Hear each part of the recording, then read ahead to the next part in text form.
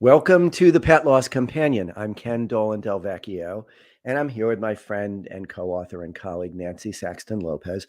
This is a program that we do every Thursday at 6 p.m. Eastern Time live, and you are welcome to join us and to send texts and questions. And we like very much for this to be a dialogue, and so we often will introduce content that comes from audience members, so letters they've written to us, and we encourage you to do the same. Yes.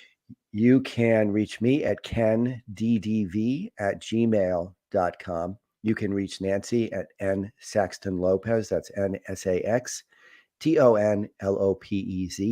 at csmpc.com. And we'd like you to know that this is a program that is our way of taking the experiences that we've had and the knowledge that we gained facilitating pet loss support groups for a very long time, decades in Nancy's case, a little more than 1 decade in my case, and sharing it with a broader audience and sharing it with within an interactive process. We compiled this information into a book. It's called The Pet Loss Companion: Healing Advice from Family Therapists Who Lead Pet Loss Groups, and that's available to you as well. We'd like you also to know that this program is a friend of Dakin Humane Society, which is in Springfield, Mass. Dakin is a 501c3 community-supported animal welfare organization that provides shelter and medical care and spay-neuter services and behavioral rehab for more than 20,000 animals and people every year. And since it was opened in 1969, Dakin has become one of the most visible, recognized nonprofit organizations in Central Mass and a national leader in animal welfare. You can learn more about Dakin and you can make a donation at dakinhumane.org. That's DAKINHUMANE.org. And we encourage you to do that. You can also support our podcast, the work we're doing here, by making a contribution to Venmo at my name or on PayPal. And this is part of the description that follows. So you can, if you're interested in doing that, and of course, we'd be grateful if you do. We understand, of course, if you are not inclined to do that, we want you to benefit from the conversation. Mhm. In any case, you can find that information in the description. And I think that's all I'm supposed to say as we get started, right, Nancy? Yes. So I think we have a person who had written us, Mhm, fascinating because she's actually from the Caribbean. mhm. And so Ken's going to read her email, and we're going to talk a little bit about the grief process in context to sharing it, right? Sharing. Yeah. Yep. Or being involved with others with it, Yep. right? Yep. Okay. So this is from a woman named Aaliyah, and she writes, "Dear Nancy and Ken, I'm writing all the way from Trinidad, in parentheses, Trinidad and Tobago, in the Caribbean, to say thank you for helping me feel less lonely as I grieve over the loss of my pet cat, Mooey." I think I'm saying that right, Mooey. She had liver cancer, and I had to put her to sleep. It all happened so fast, even though we spent about 14 days trying to figure out what was wrong, jumping from tests to ultrasounds to eventually having to make the decision to put her to sleep. This was in November 2021, and I still miss her. Yeah. Every time I see something that reminds me of her, or Facebook memories show me a picture of her, or I get sad and miserable. I know she was sick and I could do nothing for her, but I still flip-flop over the decision I had to make and why I couldn't catch it in time. My vet says they're good at masking, and I still Mhm. feel so guilty about everything that happened. Anyway, I found your podcast as I was looking for a community that understands my grief, and it really helped me.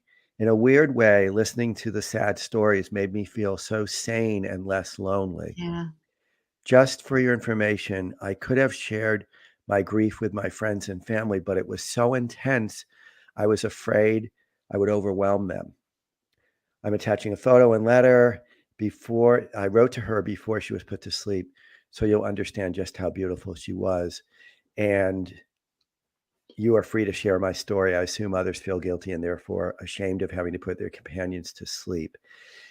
She did write a beautiful letter and a beautiful picture. and that she'd like to remain private, which Mhm. of course we respect. But We it's of so course. moving, and what a beautiful cat Mewey Yes. was. So we wanted to emphasize this point that she made, that Aaliyah made. I could have shared my grief with my friends and family, but it was so intense, I was afraid I would overwhelm them. Overwhelm them. Really, Well, really interesting. I think a lot of people feel that way Mhm, mhm. because we know that this loss, the grieving for that relationship with that beloved animal can be greater than any other loss. Yep. And that can be, first of all, that can be a great surprise Yeah. to the person Oh, who a lot of experiences people. it, and it can make them feel like there's something a bit off Well, about them. we And we would go to the Mhm, we have people in the group, right? And you know mhm, this, and we've mhm. actually talked about this on our podcast before, that they would literally whisper, right? Yeah, yeah. "I'm crazy. Why do you think you're crazy?" And they would say, "Because I've grieved more for this animal than any other relationship I've had. The only one we haven't hurt is child." Right, So right. Yeah, parents, spouses, aunts, uncles, cousins, siblings, whatever it was. And yeah, that to them was surprising. yeah.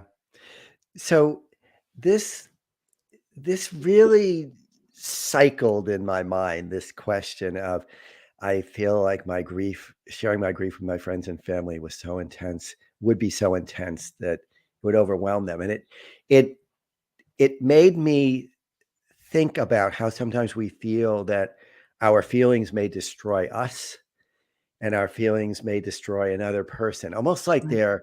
they're a form of, they're almost like it would be violent to Yeah, share them right. with a family member. And what we find always is that our feelings will not destroy us. And particularly if we choose the other people with whom we share carefully, if we choose people who we know, Yes. love, and respect us. And as we were talking about this a little before we started the broadcast, if we choose people who we know are not at this moment already super stressed, like maybe we wouldn't want to choose somebody who has just lost a child, Right. let's say, or we wouldn't want to choose somebody who has just suffered the destruction of their home through an act of nature or something like that. Or even a culmination of multiple things, right? Whole bunch of I mean, look, stressors. Yeah. being a Yeah. therapist these days, and you know this, people have multiple problems. They may have an issue with a child, and on top of that, they're having problems at work, or somebody or their husband or the wife is out of work. I mean, there's just so many layers out Yeah. there Yeah. of There's so issues. many So, possibilities in terms of the pressures and the yeah, stresses. But almost always, let me take this back, what I said before, and say almost always, when we share it with another person, it's going to, that person is somebody who we know loves and respects us. It's not going to destroy them. no, It's not going to wreck them.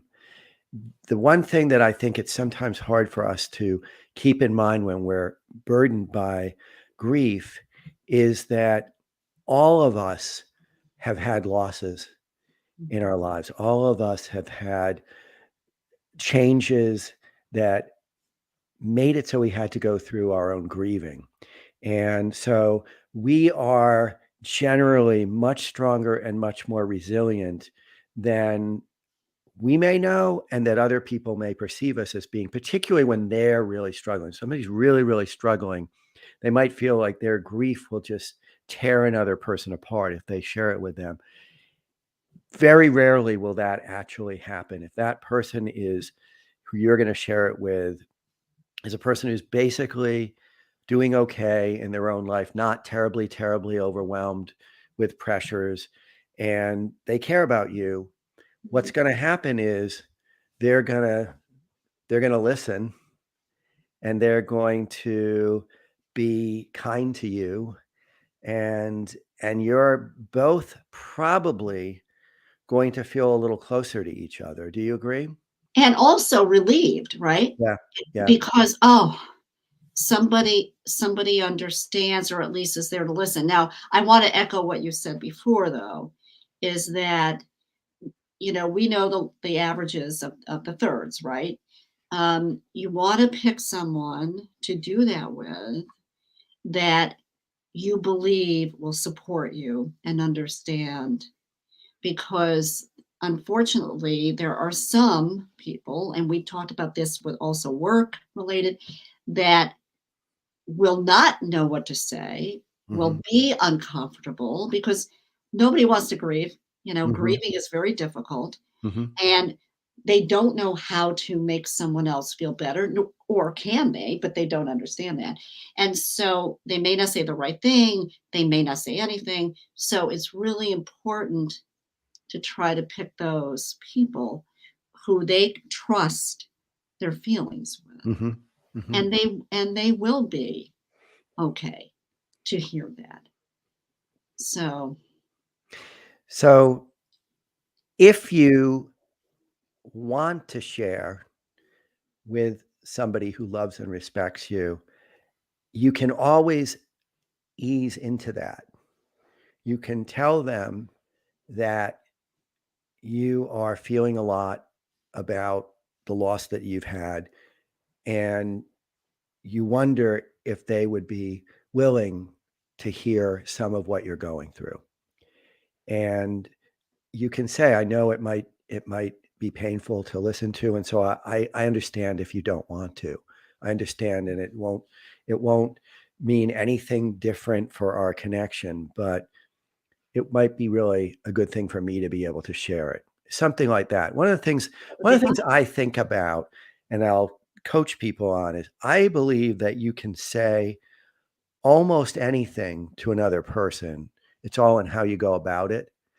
And Yeah, it's the language you use and how you yep. present it. And Right. so whenever you're concerned about, maybe I shouldn't talk to this person about it, maybe I shouldn't bring this up now, you can ask. You can say, there's something really important. There's something I'm going through that's really powerful, and you're a dear friend, and I'm wondering if you could have some time for me to share with you. And you can say no, because maybe you've got too much going on right now, Mhm. and it's not going to change the way I feel about you. You can do Now that. that's interesting, because I'm thinking about being that person, and even with somebody that I really care about, and say, I really like to do that, and that person says no. Yeah. And Yeah. so, and you need to respect that, right? But Yep. it's still in some ways going to be a blow, right? Because you were hoping that that would be the person that you can speak to. Yeah. Yeah. So, but they have a right to say, this might be too heavy. That goes back to grieving. Yep. We don't grieve well. We don't know how to do it. We don't want to feel it. We don't want to feel somebody else's, because it will bring ours back up. And so it's a very fine line, especially with pet loss, right? Yeah. Because a Yeah. lot of people, what are you talking about? Yep. Just get another dog, get another cat. I mean, it's just outrageous. Yep. But unfortunately, that's how our society is set up. We don't even grieve well for humans, say nothing about Not pets. it. Yeah, we don't. Some people just don't want to be anywhere near it. Right. And and if the person says no, and I think that would happen rarely, actually. I Hmm. think that in most cases, people will say, "Sure, I'm happy to hear what you have to say," because when you invite that, you're telling the person how much regard you have for them. When you tell them that, I'd like to share this thing that's really challenging for me with you, you are showing them what they mean to you, Yes. and that you are creating an opening for even greater closeness. I mean, one of the things that I think it's important to mention is that we gain closeness with one another when we share our pain. We get Yes, we closer to do. them. Hmm. And Well, we're that, vulnerable, right? There's a yeah, vulnerability with that yeah, that draws somebody in. yeah. Right. I have to say, there's a line in Aaliyah's letter that I also really found powerful. And in my comments back to her, I mentioned this. She says, in a weird way, listening to the sad stories made me feel so sane and Yeah. less lonely. very interesting choice of words. So sane. Same. So I'm not crazy. 'Cause No. I'm hearing all this other stuff And that's that's what we talked very about in the beginning, similar. right? Yeah, People I'm think that not. they're going to And be overwhelm everybody right. because they're so upset. And also, I feel some connection. I'm less lonely. Yeah. And it's a very powerful paradox that listening to sad accounts when we are sad would do that for us. Mm. But it does.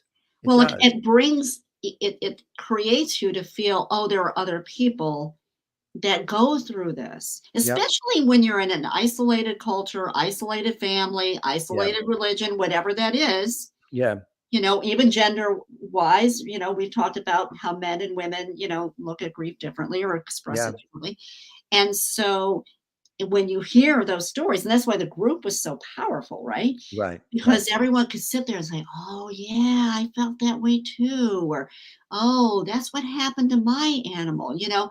it was just so healing, Yep. you Yep. know? Yep.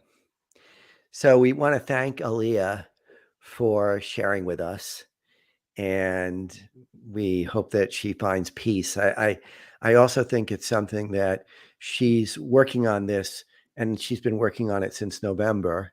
So it's a message to other listeners, like, don't feel like it's extraordinary if you're working on this for quite a long time. Having still working on grief 5, 6, 7, 8 months, 9 months, 10 months, a year and a half later will be It's completely normal for many, many people. I have 2 clients I'm actually working with privately now that's kind of their MO. They're so distraught and not necessarily at as much as in the beginning of after the death, but they don't want to feel the pain. So this is the Right, grieving part again, right. right? This goes into grieving and those feelings that come up that people have a really hard time with. And they say, I don't want to feel this way anymore. Yeah, And it may be 2 months, it may be 4 months, now it's 6 months, and they still, are struggling with it. And what you said, it's a matter of process, it's a matter of time, and you will go through, we talked about the ocean, the ebbs and flows, because that relationship is so important to you. yep, But yep. grieving it's not fun, it No, sucks, and you can't make it better, no, no. and so It lives with you. You live with yes, it. It lives with you. right, Yeah, right. yeah. Now we were thinking we would go into one other subject, right? And it's a Yeah, really and this is a tough one. tough one, This is a really, really tough one. And it goes out to people who find themselves in this kind of a an aftermath, let's say, of the yeah, loss. And also we want to recognize that there's commonalities in feelings, whether this happens to you, and Nancy's going to describe a couple of situations, or your loss occurs in a different way, right. because we all grieve no matter what the circumstances of the loss. So do you want to tell a couple of those Yeah, I stories? mean, there have been situations over time, relate to this too, of people who have accidentally, caused their animal's death. Hmm. And, maybe they, had a routine and they broke that routine. Maybe they had a momentary lapse of, well, I think it's going to be okay, but it wasn't. Um, Accidents like, backing up in the driveway and not realizing that the cat was under the car. Right, right. um, leaving the dog and not realizing that the dog was in the car, and it was a hot day. I mean, Yeah. there's just so, and when people hear that, they go, "Oh my God, how can people do that?" Mhm. But the problem is that we're all human, and sometimes those things happen. Yes. Yeah. And People have lost their children in that way.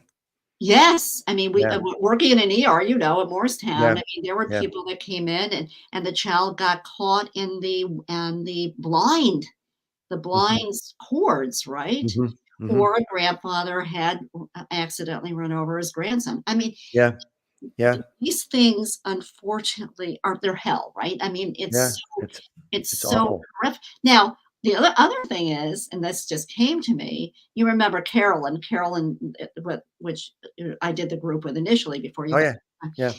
Carolyn had a cat that killed her bird. Mhm. So now she's that's another one of her beloved Yeah, animals who killed one of her other yep. animals. That has happened, and I've seen that happen with dogs. With dogs, A I've seen dog that will happen turn too, around yeah. and kill one of the other Yeah, dogs. yeah. So those kind of situations, you had one with the train tracks, right? With the couple with the dog on the We train. had a couple come to the group who were hiking with their dog, and they'd had the dog off leash, and he ran in front of a train. Yeah. I mean, And those and antifreeze, right? That's another yeah, one. yeah, yeah, Antifreeze is out. yeah, Animals cannot, that's poisonous yeah. for them. And we've had people call and say, "Can I come to the group? Will I be accepted there?" We've Yeah. always said, Yes. "Absolutely," but in my recollection, those people didn't come. Oh, we had one. I had You did one. have one? It Yeah. was it was he it was a person who gave a pizza crust to his dog and the dog choked. Uh-huh. So, but I will say this, and that's hard because you usually Yeah, see those people privately, yeah. but when he came, he was embraced. I'm sure, I'm And sure. he was and everyone just worked with him and acknowledged what was going on with Yep, him and yep, worked with him around his grief. yep. And it I was mean, just amazing. my expectation in a group would be that the people would be even more Yes. supportive because they would be so empathic about what that person must be going through, the profundity of their pain for having made an error or an error in judgment in that case. And you know, we can be very charitable with one another. Yes.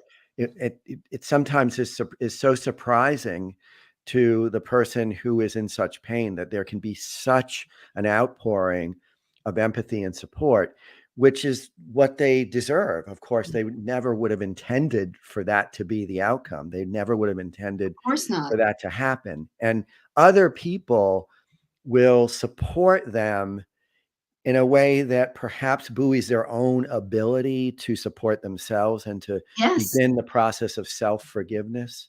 Right. So that you're working with that person's guilt, but also then your own, right? Yeah, So yeah, that because the ultimate, you know, result would hopefully be that you can forgive yourself yeah, for what's happened. I mean, and we've had other situations. I mean, dog behaviorists or dog sitters would come in, and all of a sudden, they've got a dog that jumps off the couch and gets paralyzed. I yeah, mean, all and yeah. unfortunately, all these things can happen. I had a story where a dog jumped off the back of the couch, a little dog, a Yorkie, and he had his leash on, and he hanged And himself. strangle. Yeah. So, I mean, but the point is, look, in the group, it was protected Mhm, because everyone there was an animal lover and had lost an animal. mhm. Unfortunately, we have to be careful with that, and I think also people that come to you privately with those things, of course, are embarrassed. I mean, they're horrified that they would Yeah, do something like that. yep, Um, but our world, we have to be careful, is not kind. yeah, And so, social media has become this very large venue of criticism. And yep. so, The peanut gallery. yeah, right. I It mean, can be very cruel, yes. it can be very cruel. Mhm. And so, for all those who have gone through this, um, we want you to realize that look, things happen and accidents happen. Accidents happen. We are not perfect. All of us No, have made errors. Sometimes those errors have extraordinary consequences, and we have to find ways to keep going forward. And we deserve all the love and support that we need to make that happen, to move And, forward and to find peace. and the other thing is, our animals are not judgmental, Yep. and Yep. they're loving, and they would never blame their loved one for doing anything. Yep. We have a very nice comment from Jade. I don't know if I'm saying that correctly. Finding your podcast during my difficult time was comforting. I felt isolated during my grief, but I felt like I wasn't alone in my feelings of grief. Thank you for that comment. It's so indicative of why we do this, Yeah. why we have this So podcast. because we look, obviously we're worldwide. I mean, that's kind of interesting. But there are a lot of areas in any country that are isolated, right? People I and mean, the people United can, States is a big place, and but there's a people can lot. be isolated in the company of lots of other people. That is true too. That They is can be exactly. alone. So when you So, feel alone with this, it can be so, it creates so your much grief worse. to be harder almost, because Yep. you don't feel like anyone hears you or understands or listens or Yep. gets it. And so this is, again, yes, Ken, this is why we do this, because there are a lot of folks out there that don't know what to do or where to go or who to talk to. Yep. Yep. And may feel like nobody around them will listen, or nobody Right. around them is strong enough to hear this. Yeah. And so, well, it's been great talking with you as always, Nancy. I do want to remind people that we are starting our face-to-face support group Oh, at yes. Dakin Humane Society in Springfield next Tuesday, the 12th at 6 o'clock. It'll run 6 to 7:30. And you can register by going to the Dakin site, and that's dakinhumane.org. If you, at the last minute, decide that you'd like to participate, you can be a walk-in too. We'd like to have the RSVPs because that Well, gives you some want idea of how many people will be there. It sounds like it's going to be a fairly large group, actually. So I'm looking forward to seeing a lot of people there. I'll be facilitating and looking forward sounds to it. good, Ken. Mm-hmm. And Mm-hmm. the other thing is, please write to us. I mean, we love your stories. We love your emails. We love your thoughts. If you want to have a particular, we have to get Kelly back on to do the compassion fatigue. Yep. But we whatever you want to talk about, we will certainly do. Yep. And we really enjoy, and we're so grateful that you get a lot out of our podcasts Yep. and our books. So. Yep. So nice talking with you, Nancy, as always, and we'll do it again next week. Next week. Bye. Bye.